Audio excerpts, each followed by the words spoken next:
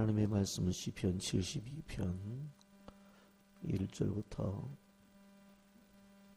7절 말씀까지 우리 교독하십니다. 시편 72편 1절부터 7절 말씀입니다. 하나님이여 주의 판단력을 왕에게 주시고 주의 공의를 왕의 아들에게 주소서.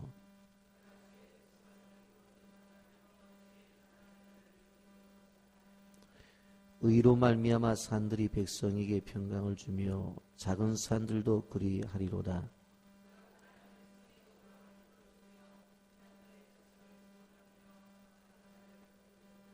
그들이 해가 있을 동안에도 주를 두려워하며 달이 있을 동안에도 대대에 그리하리로다.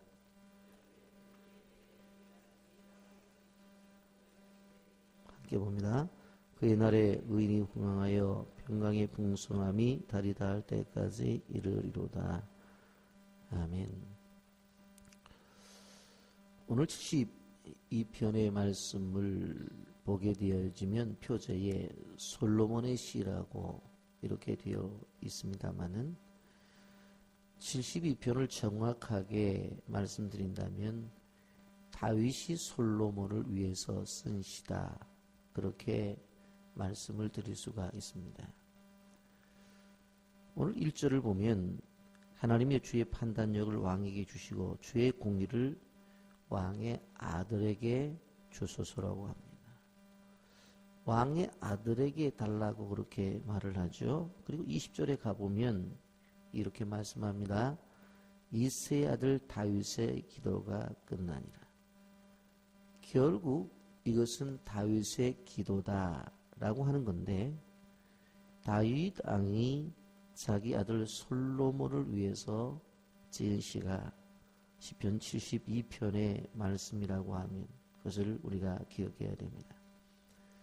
이 72편의 시를 우리가 왜 주의 있게 보아야 되냐 하면, 자녀를 위해서 기도할 때에 여러분 기도의 제목들이 잘 생각나지 않고, 그리고 무엇을 위해 기도할까 고민할 때는 그냥 펼쳐놓고 71편을 읽으십시오.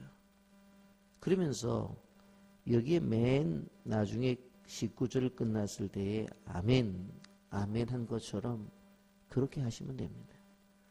더 잘하시려면 한 절 한 절 읽어갈 때 그 절이 끝날 때마다 아멘, 아멘 하시면 됩니다. 여러분, 저는 시편 72편을 이 새벽에 강의하면서 아주 유명한 메가다 장군의 자녀를 위한 기도문을 읽어드리면서 제가 말씀을 시작하려고 합니다. 내게 이런 자녀를 주옵소서. 약할 때에 자기를 돌아볼 줄 아는 여유와 두려울 때 자신을 잃지 않는 담대성을 가지고 정직한 패배에 부끄러워하지 않고 태어나며 승리에 겸손하고 온유한 자녀를 내게 주소서.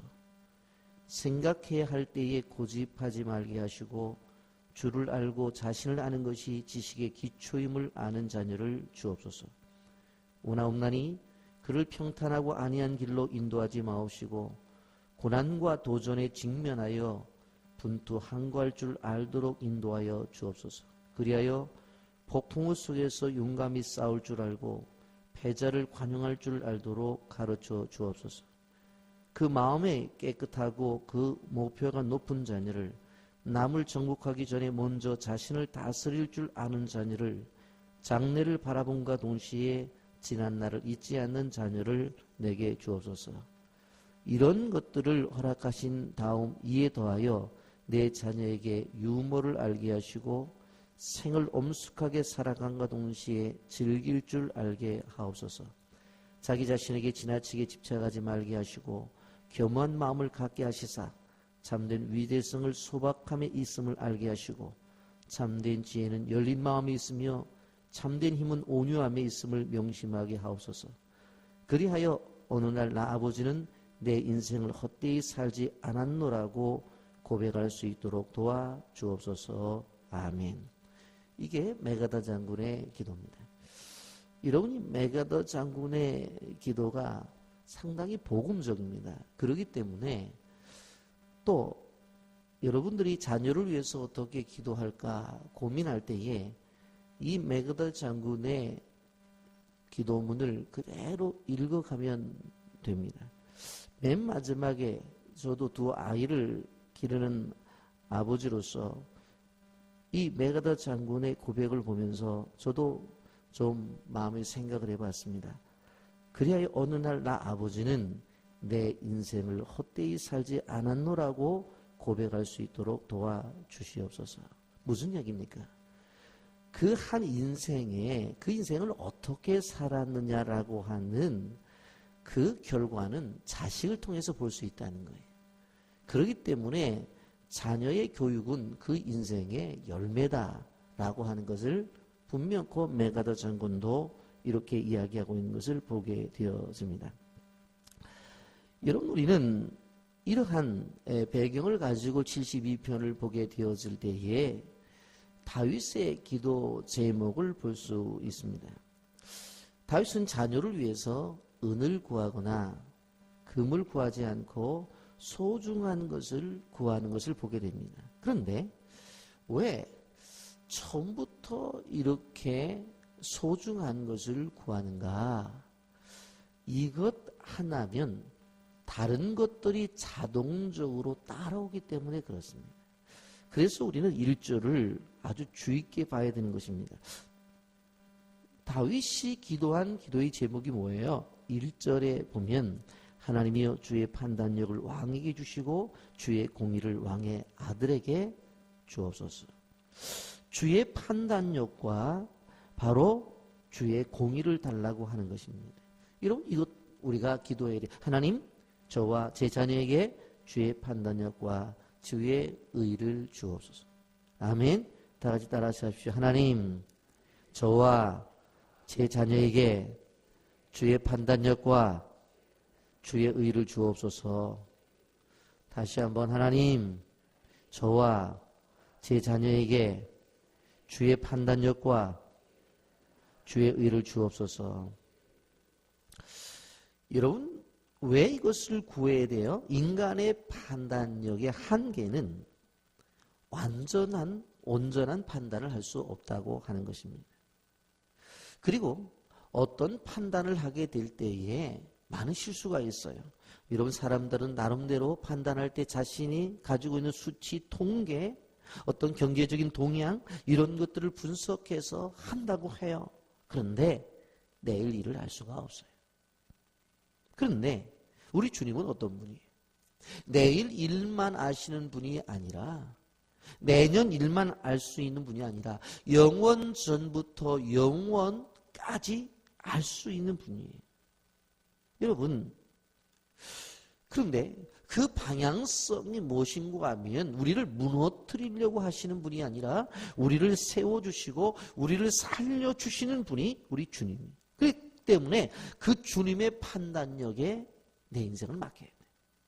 그 주님의 판단력에 우리 아이의 인생을 맡겨야 되는 거예요. 내가 이 아이를 어떻게 만들겠다라고 하는 그런 생각이 아니라 주님의 판단에 맡겨야 돼요.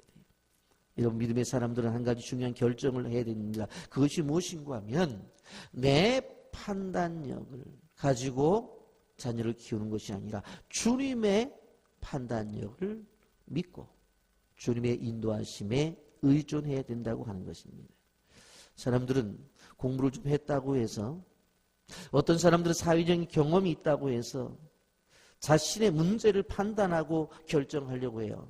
역사적으로 보게 되어지면 좀 공부 좀 했다고 머리가 명석하다고 해서 그 판단하려고 하는 사람들을 바로 지성주의라고 말을 해요. 그리고 사회적 경험과 지금까지 있었던 어떤 경험을 바탕으로 결정하고 나가야 된다고 하는 것을 바로 경험주의라고 했어요. 그런데 그러한 것들이 다 무너져 버렸어요. 여러분, 그래서 다윗의 인생은 자신의 지성이나 자신의 경험을 의지하지 않고 하나님의 판단력을 의지하고 나가는 거예요. 이런 이스라엘 백성들이 40년 광야 생활을 마치고 가나안에 들어가게 되어져요. 요단강을 건너게 될 때에 도무지 이거 어떻게 할 수가 없어요. 이 많은 숫자를. 물은 강이 철철철철 넘쳐요. 이건 어떻게 될 것인가. 사람의 판단에 의해서는 다리를 놓아야 돼요. 사람의 판단에 의해서는 어떻게 해야 돼요? 배를 준비해야 돼요. 그러나 하나님의 판단은 그게 아니에요. 제사장이 법궤를 메고 나가면 되는 거예요. 그렇게 순종했어요. 그렇더니 요단강이 갈라져요. 앞에 가보니 여리송이 있어요. 도무지 이것을 무너뜨리기라고는 도대체 자신이 없어요. 사람들의 판단에 의해서는 칼과 창을 준비해야 되고 군사를 준비해서 나가야 돼요. 그런데 하나님 뭐라고 말을 해요? 그렇게 하지 말라는 거예요. 하루에 한 바퀴 돌고 마지막 7바퀴를 돌고 소리 한번 지르라는 거예요. 주님의 판단력에. 그래서 했더니 무너지는 거예요. 그런데 여리고성을 지나 조그만 아이성이 나와요. 뭐 여리고성 무너뜨렸는데 저 정도는 하고 내갔다가 참패를 당합니다. 무엇입니까? 경험이. 분명 그 얼마 전에 여리고성을 무너뜨렸던 경험이 있었어요. 경험주의에. 그런데 그거 갖고 안 된다는 거예요. 그리고 돌아와서 잘못된 것들을 끄집어내서 회개하고 다시 재도전을 해서 바로 아이성을 무너뜨린다고 하는 것을 우리는 알 수가 있습니다. 여러분, 그러기 때문에 왜 주의 판단력과 주의 공의가 중요한지, 그렇다고 한다면 성경을 펼쳐놓고 지금부터 제가 말씀드리는 것을 잘 줄을 그으면서 보세요. 왜 주의 판단력과 주의 의를 가져야 되느냐? 보세요. 줄줄이 나옵니다. 주의 판단력과 주의 의를 가지면 2절입니다. 그가 주의 백성의 공의로 재판하며 주의 가난한 자를 정의로 재판하리니 그랬어요. 주의 판단력과 주의 공의를 가지면 어떻다고요? 주의 백성을 공의로 재판하며 가난한 자를 정의로 재판해요. 억울한 사람이 없게 만든다는 이야기입니다. 그리고 3절입니다. 뭐라고 말씀합니까? 의로 말미암아 산들이 백성에게 평강을 주며 작은 산들도 그리하리로다. 백성들에게 평안함을 준다고 그랬어요. 4절입니다. 뭐라고 그랬어요? 그가 가난한 백성의 억울함을 풀어주며 궁핍한 자의 자손의 구원을 하며 압박하는 자를 꺾으리로다. 권력을 가지고 힘을 가지고 다가오는 사람들에게 온전한 주의 판단력과 공의를 가지게 되어지면 가난한 자들의 억울함을 풀어줘요. 궁핍한 자들의 자손을 구원해 압박당하는 자들의 자를 세워나가요. 여러분, 오늘날 이 시대에 왜 이 사회 속에서도 왜 머리에 띠를 두르고 꽹과를 치면서 저렇게 난리를 칩니까? 이게 해결이 안 돼서 그런 거예요. 이것이 해결이. 주님과 같은 심정으로 이를 처리해 나가요. 그래서 세대 속에서 가장 가난하고 어려운 사람들에게 대한 관심을 가지는 거예요. 여러분, 시대를 초월해서 바로 이 다윗이 기도했던 이 시대에만 이렇게 가난한 백성이 있었던 것이 아니에요. 궁핍한 자가 있었던 것이 아니에요. 지금 이 시대도 가난한 자가 있고 궁핍한 시대가, 그런 사람들이 있어요. 이것은 주님 오실 때까지 계속해서 가난한 백성들이 있고 궁핍한 자들이 있어요. 압박당하는 사람들이 있다는 말씀입니다. 그렇기 때문에 이것은 다윗 시대에 필요한 지도자가 아니라 이 시대에도 필요해요. 그리고 주님 오실 때까지도 필요해요. 그래서 여러분들이 정말로 주의 판단력과 주의 공의를 달라고 자녀들을 위해 기도하면 그들이 지도자가 되어서 가난한 백성의 억울함을 풀어주며 궁핍한 자의 자손의 구원을 하며 압박한 자를 꺾는 그러한 이 시대의 지도자가 된다는 사실을 기억하시기를 바랍니다. 여러분, 그러면서 우리는 가난한 자와 연약한 자들을 그냥 내버려둬서는 안 돼요. 이런 사회적 기업이라고 하는 많은 기업들을 바라봅니다. 그런데 그 속에 들어가서 보아야 돼요. 이들이 이윤을 통해서 이 사회 속에서 얼마나 투자하고 이 사회를 향해서 얼마나 많이 흘려보내는가. 그런데 가난하와 연약한 자들을 향해서 흘려보내지 않는 기업은, 여러분, 미안한 얘기입니다. 그 기업은 주식도 사지 마세요. 왜? 얼마 안 있으면 망하기 때문에. 하나님 그렇게 하시는 분이 아니에요. 하나님은 어떤 기업이나 어떤 공동체, 교회라 할지라도 권력과 물질을 주시는 이유가 있습니다. 그것은 무엇인가 하면 그 물질을 가지고 흘려보내게 하기 위해서 주시는 거예요. 개인이든 기업이든 교회 공동체이든 재정을 주시는 이유가 뭐예요? 우리끼리 잘 먹고 우리끼리 잘 살라고 주시는 것이 아니라 이것이 흘러서 이 시대에 눈물을 흘리는 사람들의 눈물을 닦아줘야 돼요. 그게 이 시대 하나님이 원하시는 거예요. 여러분, 우리 교회 늘 말씀드리잖아요. 그래도 이 어려움 속에 견디고 이게 해주시는 이유가 무엇인 줄 아세요? 선교지에 있는 그 아이들의 눈물을 닦아주기 때문에 그래요. 시간이 없어서 자세히 말씀을 드리지 못합니다만은 이번에도 장학생들에게 장학금을 대주고 그 아이들을 이리저리 뛰면서 보통 보딩하우스라고 하는 하숙집에서 수리한다고 다 나가라고 했을 때 어떻게 할 수가 없었을 때 걔네들이 길거리에 앉게 되었어요. 우리 교회에서 그들에게 다 젠산에 방 얻어주어서 그들이 지금 다시 공부할 수 있도록 만들어줬어요. 그들이 이렇게 할 수도 없고 저렇게 할 수도 없어서 정말 눈에서 눈물을 흘릴 때 어떻게 해요? 교회가 그 아이들에게 책임을 져서 방을 얻어주고 공부할 수 있는 환경을 만들어주는 거예요. 눈물을 닦아주는 거예요. 그렇기 때문에 하나님의 교회가 세워져 나가는 거예요. 이게 구제예요. 이게 선교예요. 여러분 5절을 보십시오. 그들이 해가 있을 동안에는 주를 두려워하며 달이 있을 동안에 대대로 그리하리로다. 무슨 이야기입니까? 해가 있을 동안에 두려워하고 달이 있을 동안에 대대 밤낮 하나님 앞에 살아. 두려움을 아는 거예요. 두려움을 아는 거예요. 여러분 7절을 보십시오. 이렇게 말씀을 하고 있습니다. 그의 날에는 의인이 흥왕하여 평강의 풍성함이 달이 나을 때까지 이르리로다. 7절부터 정말로 좋은 말씀이 나타나죠. 주의 판단력을 가지게 되면 의인이 흥왕하고 마음이 풍성하다고 그랬어요. 이 복이 우리 성도들과 가정과 자녀들에게 있기를 주님의 이름으로 축복합니다. 8절 말씀입니다. 다 같이 읽어볼까요? 시작. 그가 바다에서부터 바다에까지와 강에서부터 땅끝까지 다스리니. 얼마나 좋은 말씀입니까? 여기 뭐 바다부터 바다까지와 강에서부터 땅끝까지 다스리겠다. 그 영향력이 점점 넓어져서 온 땅을 다스리는 축복. 여러분과 여러분의 가정에게 주시기를 주님의 이름으로 축복합니다. 9절부터 나타나는 말씀 무슨 말씀입니까? 바로 다른 말씀이 아니고 9절부터 11절 말씀에 보면 명예를 준다고 그랬어요. 원수를 이길 날이 온다고 그랬어요. 물질이 따라온다고 말씀했습니다. 여러분 11절 보십시오. 모든 왕이 그의 앞에 부복하며 왕들이 앞에서 고개를 숙여요. 모든 민족이 다 그를 섬길 것이라. 여러분 저한테 필리핀 민다나오 젠산 지역에 저보고 제의가 들어왔어요. 족장하라고 저보고 와서 옷 입혀주고 족장하라고 명예족장 하라고. 여러분 선교하니까 왜 시기나세요? 저한테 그 백성들이 고개를 숙이고 그 동네에 족장이 왜 왕이에요? 족장하라의 족장. 하나님의 나라와 하나님의 방법이에요. 쭉 가면서 보세요. 그는 13절에 가난한 자와 궁핍한 자를 불쌍히 여기며 궁핍자의 생명을 구원하며 쭉 나오잖아요. 여러분 얼마나 귀한 말씀이에요. 16절에 보면 이렇게 말합니다. 산 꼭대기 땅에도 곡식이 풍성하고 그것의 열매가 레바논같이 흔들리며 성에 있는 자가 땅에 풀같이 왕성하리로다. 산 꼭대기에서부터 산 아래까지 그가 가지고 있는 모든 땅이 풍성한 열매를 맺는다 안 맺는다? 맺어요. 산 꼭대기 잘 열매 안 맺는데요. 그런데 거기도 곡식이 풍성해요. 땅 아래도 어떻게 해요? 곡식이 풍성해요. 가는 곳마다 심으면 열매가 나타나는 거예요. 왜 그래요? 자기가 가지고 있는 재물이 흘러나가서. 그리고 뭐예요? 주의 판단력과 주의 공의가 있기 때문에 그래요. 여러분 우리는 기억해야 됩니다. 사람의 눈으로 되는 게 아니에요. 우리가 잘 아는 대로 아브라함과 롯의 관계를 알잖아요.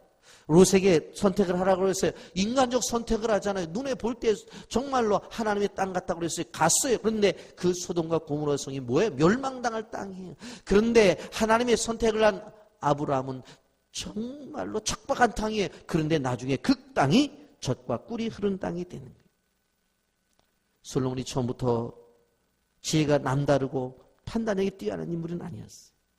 아버지가 이런 기도를 했기 때문에 그 기도를 듣고 나서 결국 나중에 솔로몬이 자기가 왕이 되었을 때 다른 것을 구하지 아니하고 지혜를 달라고 구했던 거예요. 그랬더니 바로 절세의 현군이 되었다는 것을 기억하시기를 바랍니다. 이 시대는 혼미한 시대입니다. 이 시대는 불확실성의 시대입니다. 이 시대는 무책임한 시대예요. 그렇다고 한다면 이 시대에 어떤 인물이 필요해요? 여러분 세월호 사건이 1년 지났는데 왜 저렇게 다시 시작하고 있어요? 왜? 국가가 책임을 져야 되는데 왜 책임을 안 졌냐는 거예요. 그 얘기하는 거잖아요 지금. 책임자를 도대체 어디서부터 잘못된 거냐. 무책임한 시대예요 이 시대가. 예? 그리고 책임 없이 이번에도 한 기업주의 사장이 자살을 책임을 지려고 하잖아요. 무책임의 시대예요. 불확실성의 시대예요. 뭐가 확실한지는 몰라요. 이것이 저것이 확실한지. 혼미해요. 여러분, 아비 다윗의 솔로몬을 위한 기도는 너무나 아름다워요. 산꼭대기에서도 땅에서도 곡식이 풍성하고 해같이 장구하기를 빌어요.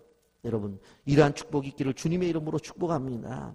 너무 귀하기 때문에 15절부터 17절까지를 다 읽어볼까요? 시작. 그들이 생존하여 스바의 금을 그에게 드리며, 금덩어리 가져온대. 얼마나 좋아요?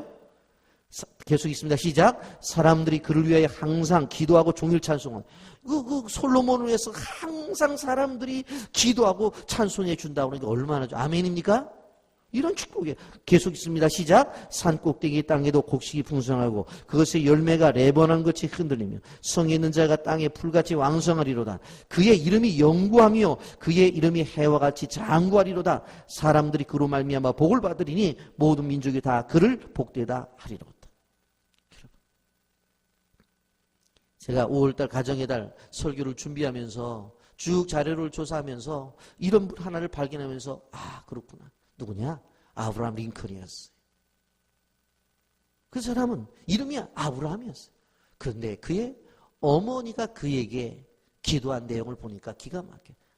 이 설교를 준비하면서 그의 이름이 영구하며, 여러분 역대의 아브라함 링컨과 같은 그런 미국의 대통령이 없어요. 미국에 계속 이름이 영구하잖아요. 그리고 아브라함 링컨의 그러한 동상에는 지금도 흑인들이 와서 구두 닦아주고 있어요. 왜? 노예 해방을 해줬기 때문에. 왜? 그런 사람이 없는 게 아니라니까. 이 시대에 있지. 이 시대에 있다고요. 그의 이름이 해와 같이 장구하리로다. 미국에서는 아니라 전 세계 속에서 흑인이 주님 나라 올 때까지 있을 거잖아요. 그들이 아버지로 생각한단 말이에요. 그 이름이 장구하잖아요. 사람들이 그로 말미암아 복을 받으리니 모든 민족이 다 그를 복되다 하리로다. 이런 기도를 한 다음에 그냥 있으면 안 돼요. 우리 19절을 다 같이 읽고 오늘 말씀을 정리하려고 합니다. 시작. 그 영화로운 이름을 영원히 찬송할지어다. 온 땅에 그의 영광이 충만할지어다. 아멘. 아멘. 한 번도 아니에요. 몇 번? 2번. 여러분은 3번 하세요. 3번 하세요. 이런 기도하고. 아멘은 뭐예요? 그리스도인들이 가장 많이 사용하는 헬라 단어의 아멘의 뜻은 무엇입니까? 믿습니다. 그렇습니다. 동의합니다. 받아들입니다. 그렇게 될 줄로 원합니다. 그 뜻이에요. 그러니까 아멘은 많이 할수록 좋은 거예요. 그러니까 설교 시간에 그 말씀이 내 마음에 와 닿으면 어떻게 해야 돼요? 입 다물고 있어야 돼요? 아니에요. 해야 돼요. 속으로 해야 돼요? 겉으로 해야 돼요. 한 번 해야 돼요? 다윗도 2번 했는데 우린 더 큰 복을 받으려면 3번 이상 해야지. 아멘 아멘 해야지요.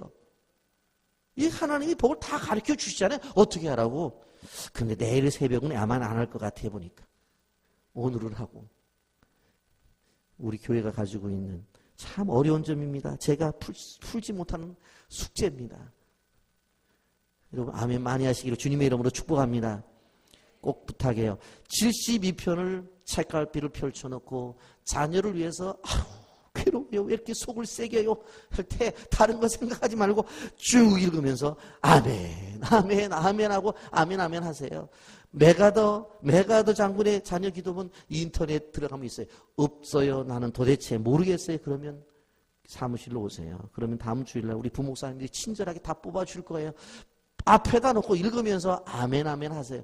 그러면 여러분의 삶 속에서도 이러한 기적이 나타나는 줄 예수님의 이름으로 축복합니다. 아멘.